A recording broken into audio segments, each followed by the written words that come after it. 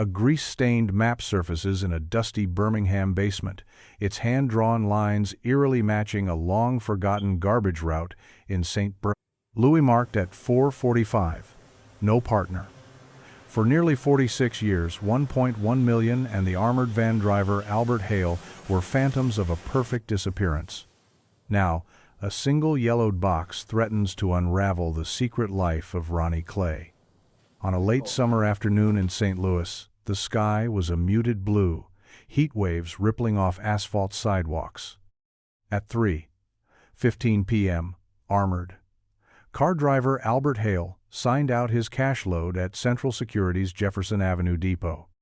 He nodded to the dispatcher, confirming the expected stops. 6 banks, 2 shopping center drop boxes, then the final return to the vault by 5:30. Everything followed a script he'd run hundreds of times. By 4:30 p.m., Hale was midway through the route. His bulletproof van, plated in matte gray and marked only by a small corporate logo, rolled past deserted alleyways and industrial sidings. Hale's last radio check came in at precisely 4:44 p.m., his voice calm. Unit 46 to base approaching Lindell and Kings Highway, all secure. The dispatcher's reply was routine. Thensilence. Minutes stretched into an uneasy pause at the depot. At 5:00 p.m., Hale failed to respond to the next check-in. The dispatcher pinged him again, no answer. By 5:15, the supervisor paged Hale's personal line. Still nothing. On the cusp of dispatching a search team, the supervisor finally broke protocol. He called St. Louis Metropolitan Police. Sergeant Elaine Morrison arrived at the last confirmed location, Lindell Boulevard, near an aging brick warehouse. There, across 2 lanes of traffic, sat the armored van. Its rear doors stood slightly ajar. No lights, no engine, no Albert Hale. Inside, the vault latch was forced open. Empty currency trays clattered on the floor. Rubber stamp ink smeared the threshold.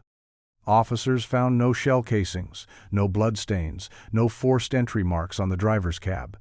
It was as though someone had ghosted the vehicle, swept every coin and bill away, and vanished. On the sidewalk, a pair of scuffed work boot-sized tenlay abandoned, heat distorted. Nearby, the only witness was an aged curbside telephone, its receiver dangling like a discarded puppet. No bystanders, no drifters. The nearest building's security camera, installed only weeks prior, had malfunctioned that afternoon, capturing 30 seconds of static before cutting out altogether. Within hours, crime scene technicians dusted for prints. They recovered Hale's and a dozen unidentifiable smudge too partial to trace. They canvassed surrounding lots, questioning janitors and shift workers. A lone garbage truck driver reported seeing the gray van pull alongside his own rig at 4:50 p.m. Horns briefly blinking in sync, but he assumed it was a routine inspection and drove on. By nightfall, the investigation stalled at every turn. Detectives logged the vanishings under case file SL 1973-922, cataloging broken glass shards, stray tobacco leaves, and that single, fleeting radio transmission. Albert Hale's calm confirmation at 4:44. They interviewed family members. Hale's wife insisted he wouldn't abandon the money or his life, but found nothing to suggest motive or threat. As the city dimmed its streetlights, the armored van remained sealed behind crime scene tape, a steel sarcophagus guarding its secrets.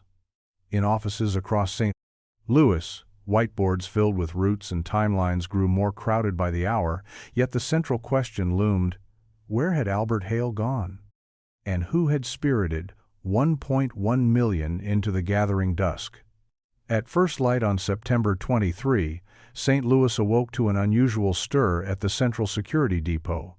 The armored van that had vanished the previous afternoon now sat under pale wash of dawn, half hidden by yellow crime scene tape and flanked by patrol cars. Uniformed officers milled about, their breath visible in the crisp autumn air, an odd chill for late summer. Detective Marcus Levin arrived at 6:05 a.m., coffee in hand, briefed by Sergeant Morrison on his way in. The warehouse bay doors lifted to reveal the van's interior under harsh fluorescent lights.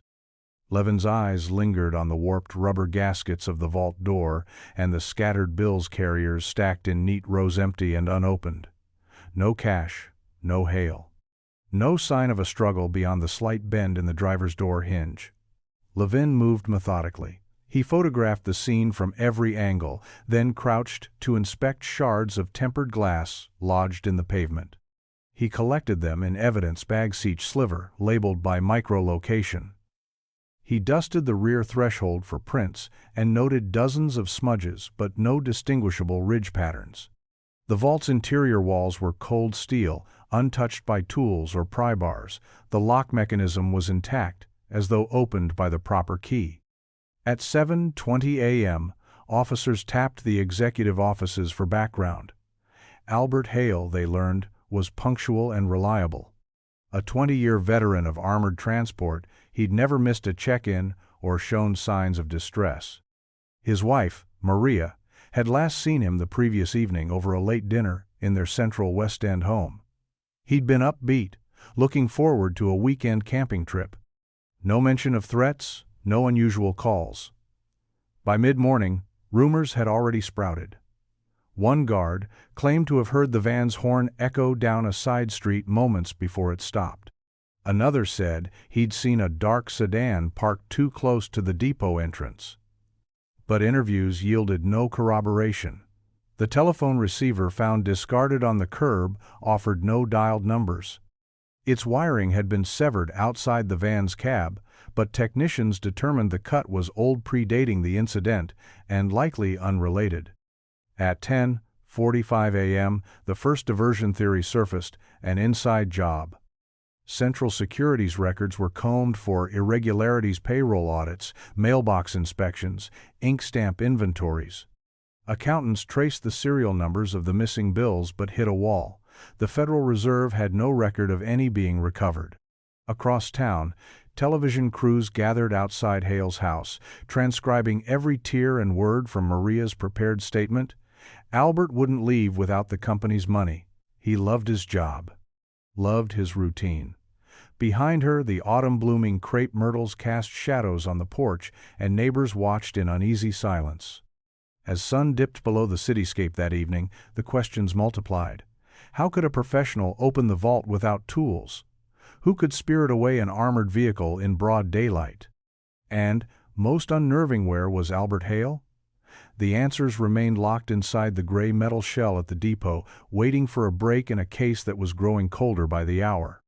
By September 24, 1973, the city's initial shock had given way to grinding frustration.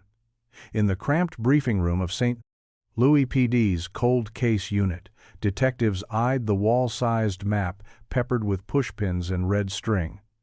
The armored van's route, once predictable and routine, now felt like a labyrinth. Each dead, endeavory silent transfer station, every malfunctioning camera chipped away at hope. Detective Levin led the morning roll call. He traced the route from Jefferson Avenue eastward, pausing at each marked stop: the First National Bank, the Crestview Shopping Center, the muted concrete of the East St. Louis transfer point. No credible sightings, he said. No forced entries, no credible witnesses. Across the table, Sergeant Morrison tapped her pen anxiously against a manila folder. We've canvassed every warehouse worker on Lindell, every janitor in a 2-block radius. Nothing.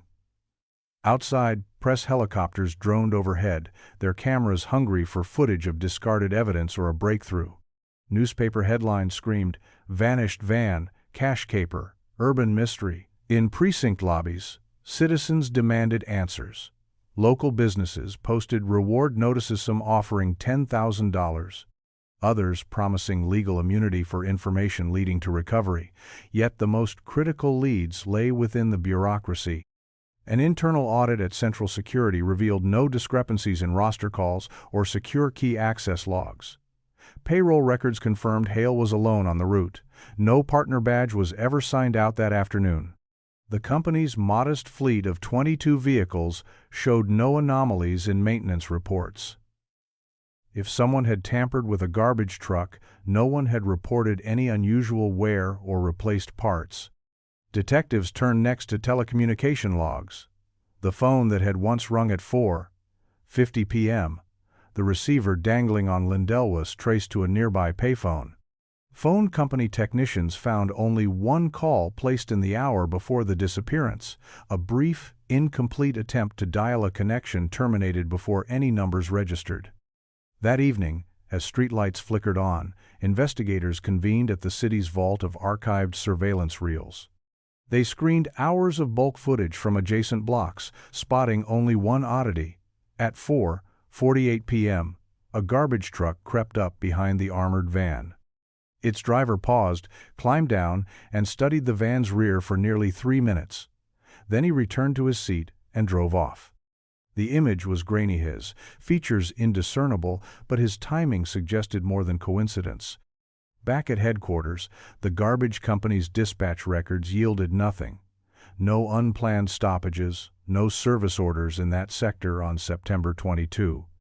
The following day, detectives served a subpoena for maintenance logs and driver assignments. The subpoena was met with corporate pushback claims of confidentiality and union agreements. As frustration deepened, morale dipped. Seasoned officers muttered about jurisdictional hurdles and red tape, lamenting how a single ghost of a lead could unravel weeks of painstaking work. Yet, amid the rubble of dead ends, every investigator clung to one certainty. They had found the pivot point: a silent sanitation crew, a lone garbage truck in the wrong place at the wrong time. Now the challenge was to pull that thread without losing the entire tapestry. By the autumn of 1974, the official investigation into the Lindell Kings Highway disappearance had all but stalled. Detectives assigned to SL 1973-922 cycled through rotations. File folders lay untouched in dusty cabinets, crime scene photographs yellowing at the edges. Yet in the city's undercurrent, the heist took on a life of its own, a ghost story whispered behind closed doors and shared over lukewarm coffee in dimly lit break rooms. On third shift rounds at Central Security's Jefferson Depot, security guard Frank Evers recalled the night after the van reappeared empty. "I thought it was a prank, a training exercise gone wrong. But seeing those empty trays, that stuck with me." His voice, measured yet edged with unease, became part of precinct lore. Evers' account spread among janitors and night clerks, each adding a detail: a howl of sirens that cut through the hum of fluorescent lights, a lone silhouette slipping away down an alley, bullets pinging off steel. At Joe's Diner on Gravois Avenue, retired officers gathered beneath the neon "Open 24 Hours" sign. Over greasy eggs and strong black coffee, they traded embellishments. One claimed the van doors had swung open on their own. Another insisted the dispatcher's console flickered with an indecipherable message. Each retelling sharpened the mystery's edges, shaping it into a cautionary tale about the city's dark fringes. Meanwhile, St. Louis garbage workers spoke of "that day" in hushed tones. At the Union Local Hall, men compared notes. "Truck 12 was acting funny," one said. Horn blared like someone was taunting the armored van. Yet no one formally reported it at the time. Blue-collar code, they called it. Never tattle on a fellow driver unless lives were at stake. The incident slipped into back-of-mind conversations, resurfacing only when someone changed shifts or moved yards. Local newspapers kept the story alive with anniversary blurbs. 1 year gone, one vanished. Armored mystery haunts 1973. Columnists speculated on inside jobs, mob involvement, even extraterrestrial interference. Readers clipped and saved these columns in scrapbooks, dog-eared pages marking the most sensational claims. Archivists later found these clippings in attics across the city, yellowed evidence of collective fascination. Occasionally, an anonymous tip would revive the cold case.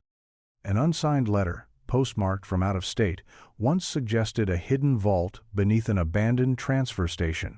Detectives obliged, sending a team to excavate in January 1975 only to find rusted support beams and broken glass. Another tip claimed Hale was seen boarding a night train to Chicago. Officials checked railroad manifests, but no record matched his description. By 1976, the Lindell Kings Highway heist had faded from front-page news yet lingered in the city's shadow. A perfect crime obscured by bureaucracy, a suite of rumors that filled the void left by facts. For many, the unanswered questions became more compelling than any conclusion. The van's hollow shell, parked behind tape at the depot, stood as a silent testament to a mystery that refused to its truth buried not in evidence, but in the stories that refused to remain buried. In 1973, Ronald "Ronnie" Clay was the sort of local success story St. Louis quietly admired. At 28, he'd returned from Vietnam as a paratrooper decorated for valor and discipline. By day, he managed Clay's Logistics, a modest fleet of 6 tractor-trailers hauling dry goods across the Midwest. On weekends, he volunteered at the American Legion Hall, sharing war stories and job leads with fellow veterans. With his neatly trimmed mustache, pressed khakis, and easy handshake, Clay embodied respectability. Yet beneath the polished surface lay a man shaped by wartime shadows and loose loyalties. Fellow veterans remembered Ronnie as both fiercely loyal and unnervingly reserved. His closest comrade was Samuel "Sam" Granger, a radio operator wounded in Da Nang. After the war, they settled into civilian life together, Sam taking a job as a mechanic at Clay's garage, Ronnie expanding his hauling contracts. Their bond, forged in combat, softened the edges of ordinary routines. That summer, Clay's Logistics began servicing municipal contracts including trash runs for St. Louis's burgeoning West Side. Ronnie took pride in meeting union quotas and keeping drivers on schedule. He knew every route by heart: the narrow alleys off Chippewa, the aging culverts in Richmond Heights, the transfer station on Watson Road. To him, garbage routes were as exacting as drop zones. Timing mattered. One missed bin could ripple delays across the entire grid. Private acquaintances, interviewed decades later, recalled a sudden shift in Ronnie's behavior that August. He'd grown secretive, stepping out for late-night meetings, scrutinizing city maps with the intensity of a tactician planning an operation. Under fluorescent shop lights, he and Sam pored over folded route sheets, scrawling notes in grease pencil. Drivers noticed them whispering by the dispatch board, fingers tracing unfamiliar loops. When asked, Clay offered only a curt smile, "Just tightening up our efficiency." At home on Brentwood Boulevard, Ronnie maintained a picture-perfect routine. He cooked dinner for his wife Linda and their 2 young daughters. He coached Little League on Tuesdays, clipped coupons on Wednesdays, and read the Post-Dispatch on Thursdays. His basement workshop brimmed with model airplanes, reminders of parachute drops and distant skies. To his family he was generous, dependable, and unflinchingly calm. No one suspected the grease-stained blueprint he tucked inside his desk drawer each night. Jim Kerrigan, a night shift dispatcher, described Ronnie as the last guy I'd ever think hiding secrets. Even Sam Granger, who would later admit complicity, spoke of Ronnie's restraint. He never boasted, never hurried, always checked his watch.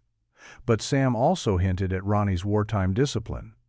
When he decided something, you just followed. In the official files, Clay's Logistics appeared untarnished. The company's insurance premiums were low, safety records immaculate. Yet the very precision that earned Ronnie commendations in uniform meticulous planning, exact timing, silent execution also laid the groundwork for an audacious heist. In Ronnie Clay's hands, a garbage truck wasn't just a vehicle, it was a tool waiting for the right operator. And on September 22, it would become the pivot of a crime no one saw coming. On June 12, 2019, the Birmingham News ran a modest obituary beneath a small black ribbon. Ronald D. Clay, 74, devoted husband, father, and lifelong entrepreneur, passed away peacefully at his home on June 10. Visitation, Friday evening. Funeral service, Saturday morning at Oak Crest Cemetery. For Linda Clay and her daughters, it was both an ending and an echo Ronnie's departure in keeping with his quiet disposition. No fanfare, no hint of the life he'd once led in St. Louis. In the days that followed, family and friends gathered at the Clay residence on Maplewood Drive to offer condolences and share memories.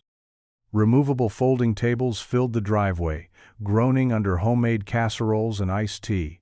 Stories unfolded of late-night poker games in the garage and Ronnie's annual Christmas light displays. Amid the laughter and sympathy cards, no one thought to question the dusty box tucked behind Linda's workbench in the basement, a plain, lidded container marked in faded ballpoint. 1973. It was Emily, the younger daughter, who first noticed it. Tasked with clearing Ronnie's workshop for an estate sale, she swept aside stacks of oil-stained rags and half-finished model planes. The box's lid was secured with a brittle rubber band, as if sealed decades ago. Curious, she pried it open. Inside lay a single item, a folded sheet of heavyweight paper, its surface streaked with grease. When Emily smoothed it out under the basement light, she recognized the unmistakable contours of St. Louis Street's Lindell Boulevard, slicing across a grid of back alleys, annotated by hand in black ink. Other markings formed a complex web of lines, arrows, numbered waypoints, and time stamps written in a distinctive cursive. At one intersection near King's Highway, the inscription was chillingly precise. Wait until 4:45, no partner. A folded yellow slip poked out beneath the map. It bore a date stamp, September 22, 1973, and a redacted header reading, Central Security Operations. Beneath, a scrawled note in pencil, confirmed. Proceed. Alarmed, Emily carried both artifacts upstairs and showed them to her mother. Linda's breath caught at the sight of the handwriting, its loops and slants eerily familiar from Ronnie's old letters and greeting cards. That evening, over tea, Linda rang her sister in St. Louis, pressing the map against the phone's speaker. Old family stories about Ronnie's unusual night jobs resurfaced in hushed tales his children had dismissed as childhood myth. By the next morning, Linda had contacted a private investigator recommended by a friend. The investigator, seasoned in cold case files, arrived with gloves and a small camera. He photographed the map's every crease, ran preliminary handwriting analyses, and compared ink composition to known 1970s ballpoints. Each test pointed toward authenticity. Word of the discovery spread quickly through Clay's Logistics' remaining staff. Former drivers, now retired, whispered of Ronnie's discreet late-night meetings. The company's current owner, once Ronnie's junior partner, reached out to Central Security's Archives Department in St. Louis. Within hours, the estate sale halted, and legal counsel was engaged. A simple obituary had unlocked a 50-year-old secret. In that moment, the past began its long, deliberate reawakening, setting into motion a chain of events that would finally cast light on a nearly perfect crime.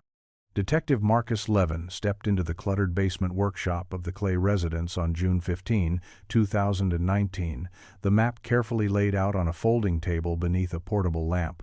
Its yellowed surface was scored with fingerprints and smears of motor oil. Levin's gloved fingertips traced the bold loop marking Lindell Boulevard, then slid down to the looping arrow near Clayton Avenue. Every stroke, every annotation had been drawn with deliberate intent. He leaned in to inspect a series of small crosses inked at 10-minute intervals between stops. Beside each, a circled number suggested a sequence zone, through 8 matching the 6 banks and 2 drop-box locations that Albert Hale had visited on September 22, 1973. At the final waypoint near King's Highway, the ominous directive stood out in spidery cursive, wait until 4:45, no partner. Levin compared the map to the original Central Security route schematic now retrieved from archival vaults. The two documents overlapped almost perfectly, save for one crucial deviation, a dotted line branching off the official path into an adjacent service alley behind an unassuming apartment complex. That alley hadn't been on Hale's manifest. In fact, the complex itself was off Central Security's radar, a low-priority inspection zone that hadn't been serviced by armored vehicles in over a decade. He photographed the grease stains with a macro lens, noting their pattern suggested repeated handling in key areas: the vault door, the passenger side, and notably, the spot beside the back wheel where a garbage truck's hydraulic arm might pause. Ink on the parchment was domestically produced Eagle ballpoint ink, commonly sold in 1,972, but discontinued by 75, corroborating the map's vintage. Levin's partner, forensic document specialist, Dr. Elena Myers, ran a handwriting comparison between the map's script and archived samples of Ronnie Clay's signature on business licenses, bank deposit receipts, even love letters to his wife. The loops, the pressure, the distinctive flick of the Y-tail in Clay, all matched with a 98.7% probability. Within hours, the map was formally linked to Clay, shifting him from a respected businessman to prime suspect in one of America's most perplexing cold cases. Armed with this new blueprint, the St. Louis PD assembled a strike team to revisit the service alley at Kings Highway. That afternoon, officers donned protective suits and unrolled fresh crime scene tape where the dotted line terminated. Under a thin layer of gravel, they uncovered a set of tire impressions dual treads consistent with a Mississippi garbage truck model used in 1973. Nearby, fragments of tempered glass and a rusted padlock shackle lay half-buried. Levin crouched to examine the padlock, its broken hasp showing signs of deliberate cutting from inside a detail that suggested the van had already contained the money when it reached this hidden junction. He collected soil samples from beneath the shackle and photographed the glass shards, each a silent witness. By dusk, the grease-stained blueprint had transformed a decades-old mystery into an active crime scene. Every crease on that parchment, every oil smear and numbered waypoint, pointed toward a single truth: Ronnie Clay hadn't merely possessed the map, he'd orchestrated the heist down to its last quiet detail. And now, nearly 46 years later, the blueprint had brought investigators to the door of the alley where the armored van and its driver had finally met their fate. In the days following the basement discovery, St. Louis PD's cold case unit operated on overdrive. In the forensics lab, analysts processed the soil from Kings Highway, identifying trace metal shavings consistent with the alloy used in Central Security's vault doors. Under polarized light, they detected faint fibers matching the gray seat upholstery from a 1972 Avco sanitation truck. Each match tightened the web around Ronnie Clay's dual enterprises: armored transport by day and municipal waste by proxy of shell companies he controlled. Meanwhile, financial investigators dove into bank records. They traced the missing $1.1 million through a network of accounts established in 1973 under the name Clayton Haulage, Inc. These shell entities had been dormant since the late 1970s, yet carried small annual filings just sufficient to maintain corporate standing. Paper trails revealed a 1,974 deposit of $250 into a trust fund in Bermuda, followed by incremental transfers to Swiss accounts through an intermediary bank in New Orleans. No withdrawal requests were ever made, suggesting the funds remained hidden abroad. A breakthrough came when IRS agents uncovered a handwritten ledger hidden in Clay's home office, a narrow black notebook bound in vinyl. Its entries, dated from July to December 1973, documented precise cash handoffs. 9/22. Received 1.1 M AC van 929. Drop $250K, Bermuda 1115, hold $600K, Swiss ACPK. St. Handwriting matched the map's cursive, linking Clay not only to the heist's planning but to its financial aftermath. Forensic accountants pored over the ledger's columns, reconciling blurred sums with offshore records. As the numbers aligned, the scale of the deception crystallized. More than $500,000 had coursed through hidden conduits, destined to secure Clay's post-heist fortune. Concurrently, detectives revisited former Clay's logistics employees. One retired dispatcher now living in Indiana provided a crucial anecdote. In late 1973, he'd noticed Ronnie issuing unnumbered route sheets and instructing drivers to bypass official logs. He'd filed an anonymous tip to Central Security, only to have it dismissed as a clerical error. That note, once lost in impersonal bureaucracy, now surfaced in a docket marked Personnel Concern 1273. Through a combination of document forensics and human memory, the case's edges sharpened. Investigators located the Bermuda trustee, an elderly lawyer who recalled a stone-masked client delivering a briefcase in 1974. His office safe contained client correspondence photocopies of Clay's driver's license and a faded business card from Clay's logistics. In Geneva, Swiss bank officials confirmed the existence of dormant vault deposits bearing Clay's unique coded signature stamp. By late July 2019, prosecutors had assembled a mosaic of evidence: the grease-stained map, the vinyl ledger, offshore banking trails, and eyewitness testimony. Each fragment, isolated by time and geography, now interlocked, exposing the sophisticated architecture of a decades-old crime. The narrative that had begun with an empty vault and a missing man now revealed its skeleton. Ronnie Clay had leveraged his war-honed precision and corporate veneer to channel $1.1 million through shadow networks, securing his future while the city slept. As the team prepared to present their findings to the county grand jury, one fact stood paramount. Nearly half a century of silence had been pierced by broken glass, grease, scarred lines, and faded ink. The chain of revelations had sprung each link one by one, forging a case built on the quiet persistence of evidence. In the hush of the archives, the long-buried truth at last spoke. In late July 2019, the investigation led Detective Levin and Dr. Myers to a small nursing facility on the outskirts of Birmingham. Samuel "Sam" Granger, Ronnie Clay's former radio operator and co-conspirator, lay frail on a narrow hospital bed. His once steady voice was reduced to a rasp, but when Levin produced the grease-stained map and the black ledger, Sam's eyes flickered with recognition and something like relief. Levin sat at Sam's bedside, the map unfolded between them. "You were there," he said quietly. "You helped plan this." Sam's trembling hand reached out, touching the smudged line at Lindell Boulevard.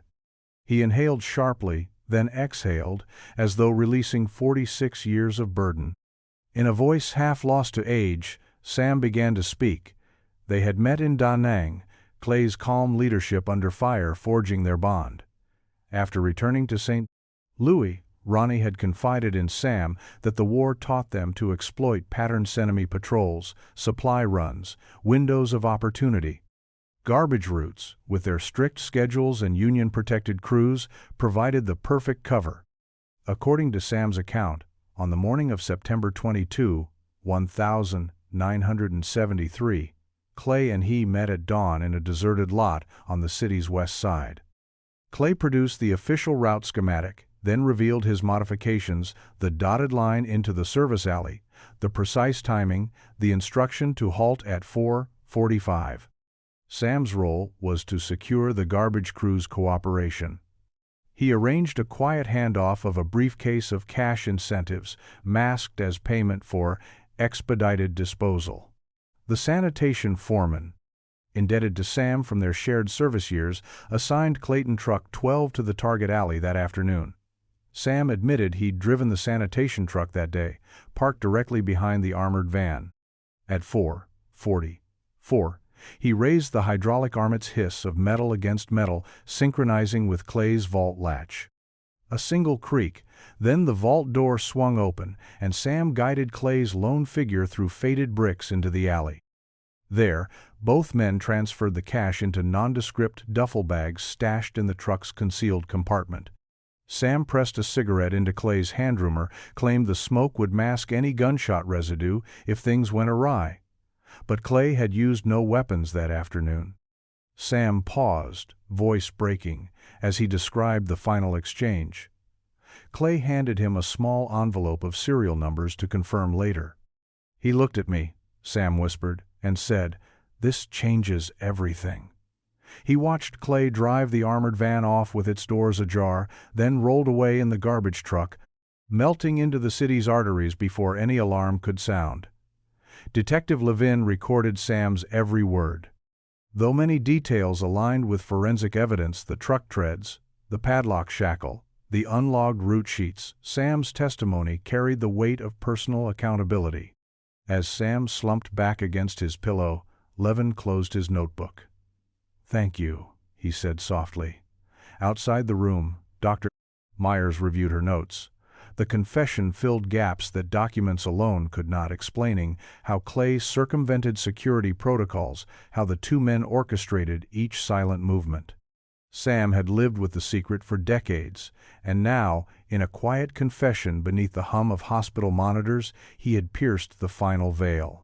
The War Buddies pact had endured nearly half a century, but in those last moments of life, loyalty gave way to truth. In a makeshift command center at St. Plaun, Louis PD's downtown precinct, investigators arrayed timelines, photographs, and recovered documents across a long conference table. At the head sat Detective Marcus Levin, flanked by Dr. Elena Myers and financial analyst Susan Park. Above them, a projected slide detailed each minute of September 22, 1973, every check-in, every stop, and the critical 60-second window when the heist unfolded. At 3:15 p.m., Albert Hale had departed Jefferson Avenue in the gray armored van, his manifest signed and sealed. By 4:00, he completed 4 bank drops without incident. Security logs and bank vault cameras, preserved in digitized archives, confirmed his presence, each timestamp precise to the second. The team methodically traced his route. 4:12 p.m. First National Bank on Olive Street. 4:25 p.m. Crestview Shopping Center drop. Box 4:37 p.m. East St. Louis Transfer Facility. Every record matched the official schematic until the van reached Lindell and Kings Highway. Here, the grease-stained map diverged. Reenactment footage showed a sanitation truck pulling alongside the van at 4:44 p.m.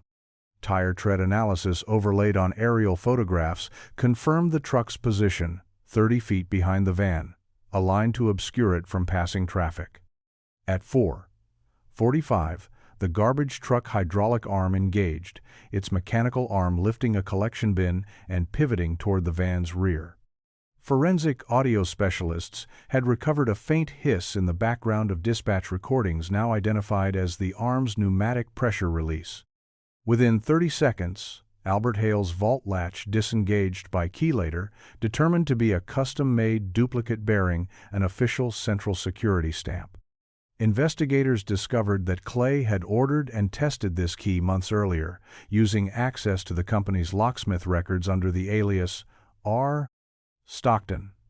As the vault opened, Sam Granger maneuvered the duffel bags hidden in the truck's reinforced undercarriage. Michael Torres, a retired garbage truck mechanic subpoenaed for testimony, demonstrated how the compartment door could be released from inside the driver's cabin, explaining the absence of fingerprints or pry marks. With the cash secured, Granger signaled Clay by unplugging the truck's radio speaker, silencing further check-ins. At 4:48 p.m., an anonymous tip to City Hala prearranged diversion-alerted traffic controllers to a mechanical failure on Lindell, redirecting police patrol cars away. In the ensuing lull, Clay drove the armored van, doors agape, into the service alley marked on the grease-stained blueprint. Granger followed, then reversed course into the city's waste transfer grid, blending seamlessly with routine routes. By 5:00 p.m., radio silence prevailed. Levin pointed to the burn-after-reading Memoth-redacted slip stamped, "Proceed," the only contemporary record validating the plan. Every component, he noted, from the forged key to the hydraulic diversion, was synchronized to precision and patience. In the final reconstruction, Dr. Myers laid a transparent overlay of Clay's handwritten map atop modern satellite imagery. Every waypoint, every hidden junction, aligned perfectly. There was no rush, no force beyond the silent cooperation of machinery and timing. As the slide advanced to a single empty frame labeled 5:30 p.m., the team sat in near silence. The perfect heist engineered by a decorated veteran turned meticulous planner had been recreated in exacting detail. The armored van's disappearance, once inexplicable, now stood exposed as a triumph of procedural mastery, a crime executed not with violence, but with the quiet certainty of timing and trust. By August 2019, the weight of nearly half a century hung over St. Louis's courthouses. Prosecutors in the U.S. Attorney's Office reviewed the evidence against Ronnie Clay detailed in forensic reports, offshore banking affidavits, and Sam Granger's sworn confession. Clay himself had died in 2019, but federal statutes for money laundering and conspiracy permitted posthumous asset forfeiture. Investigators moved swiftly to freeze holdings linked to Clay's shell companies and initiate civil suits to recover the missing funds for Albert Hale's heirs. Inside the grand jury room, veteran assistant U.S. Attorney Marisol Vega laid out the timeline.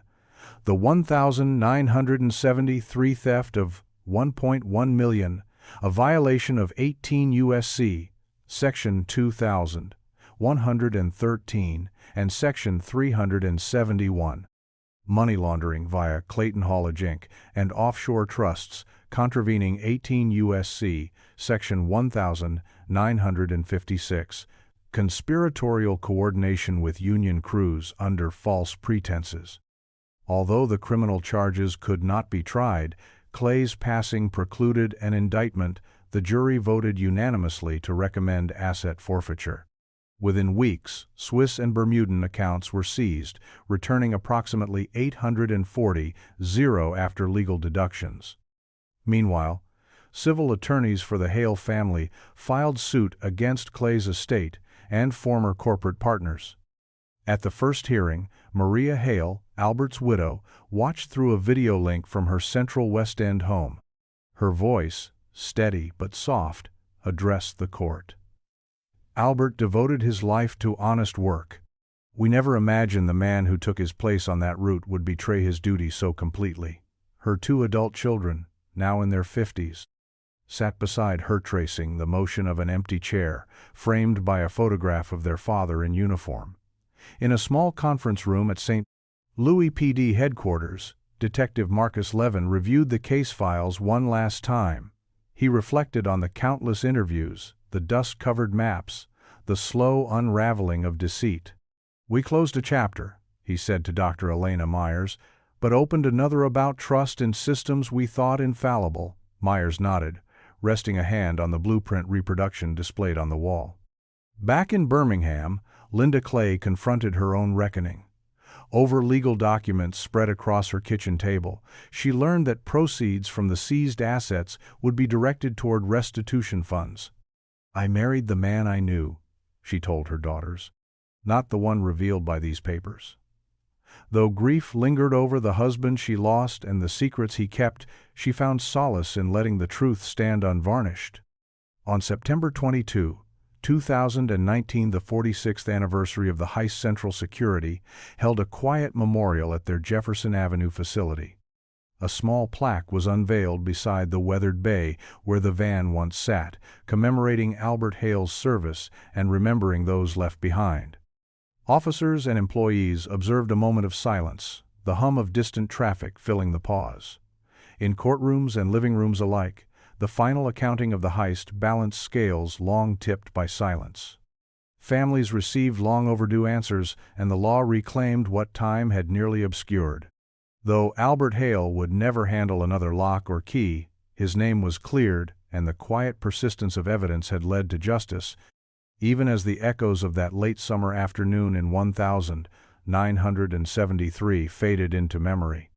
In the months after restitution and memorials, the Lindell Kings Highway heist settled into the city's collective consciencino, longer a whisper in break rooms, but a cautionary tale of overlooked details. At St. Louis PD, the cold case unit archived SL 1973-922 with a final report spanning 7 volumes, each meticulously indexed. Yet within those binders, some pages seemed to resonate more quietly. The grainy security footage capturing the garbage truck at 4:48 p.m., the single discarded boot by the van, the grease smear on a faded map, small marks of intent that bore witness when larger forces faltered. Detective Marcus Levin revisited the original crime scene one autumn morning. The warehouse bay had long since been repurposed, its facade painted bright white. He stood on the sidewalk where a young Albert Hale first checked in, imagining the low hum of engines and his calm radio voice cutting across the alley. In his pocket, he carried a laminated reproduction of Clay's grease-stained blueprint, its corners curled, lines stark against the white backing. No bystanders paused to ask his thoughts. The street moved on, as did the city. At Central Security's restored depot, new security systems bristled with sensors and cameras. Technicians demonstrated biometric locks on vault doors and GPS-tracked vehicles, innovations born from the lessons of 1973. During an internal safety briefing, executives replayed portions of Hale's final radio check to underscore how even routine protocols could mask extraordinary breach. The room fell silent as the dispatch recording played. Unit 46 to base approaching Lindell and Kings Highway. All secure. In Birmingham, Linda Clay arranged the final disposition of the rusted padlock and glass shards recovered from the Kings Highway alley. With permission from St.